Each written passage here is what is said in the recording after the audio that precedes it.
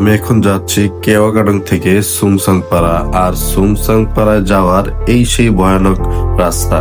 এই রাস্তা দেখে অনেকে কিন্তু আতঙ্কে ওঠে, আমি নিজেও আতঙ্কে উঠেছিলাম। এই রাস্তাগুলো এতটাই ভয়ঙ্কর, বিশ্বাস করেন আপনি সরাসরি চোখে নিজের চোখে না দেখলে এটা বিশ্বাস করবেন না। মানে এই রাস্তাগুলো এতটাই খাড়া, এতটাই ঢালু যে আপনার একটু বাইকের 19 থেকে 20 হলে কিন্তু আপনি সোজা পাহাড়ের নিচে চলে যাবেন, আর আপনার মৃত্যু কিন্তু নিশ্চিত। আপনার যদি মৃত্যু না হয়, আপনার হাত পা ভেঙে গুঁড়া হয়ে যাবে। দেখেন বাইকগুলো কত কষ্ট করে উঠতেছে, এটা আসলে মোবাইলে দেখে বোঝা যায় না কতটা খাড়া এবং কতটা ঢালু, কতটা ভয়ঙ্কর এই রাস্তা। যারা এই রাস্তায় গেছেন একমাত্র তারাই জানেন যে এই রাস্তাটা আসলে কতটা ভয়ঙ্কর, মারাত্মক এই রাস্তা। এই রাস্তাগুলো দিয়ে নামার সময় বিশ্বাস করেন বুকটা কেঁপে ওঠে ভয়ে। এই বুঝি আমি পড়ে গেলাম, এই বুঝি বাইক ব্রেক ফেল করে নিচে চলে গেল, এতটাই মারাত্মক।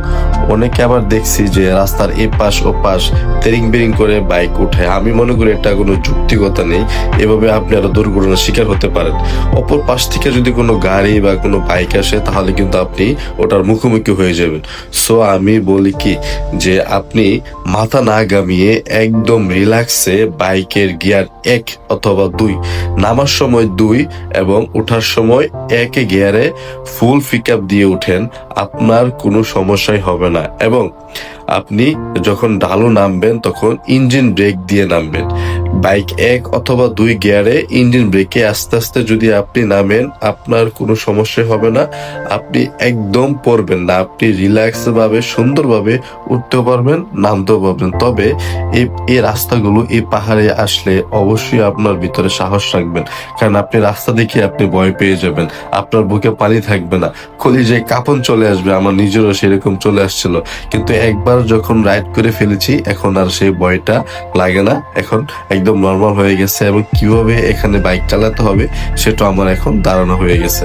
তবে আরেকটা জিনিস খেয়াল করলাম, ওইখানে যারা পাহাড়ি রাইডার তারা একদম ইজিলি ভাবে উঠতেছে, ইজিলি ভাবে নামতেছে এবং অনেকটা স্পিডে নামতেছে, অনেকটা স্পিডে উঠতেছে।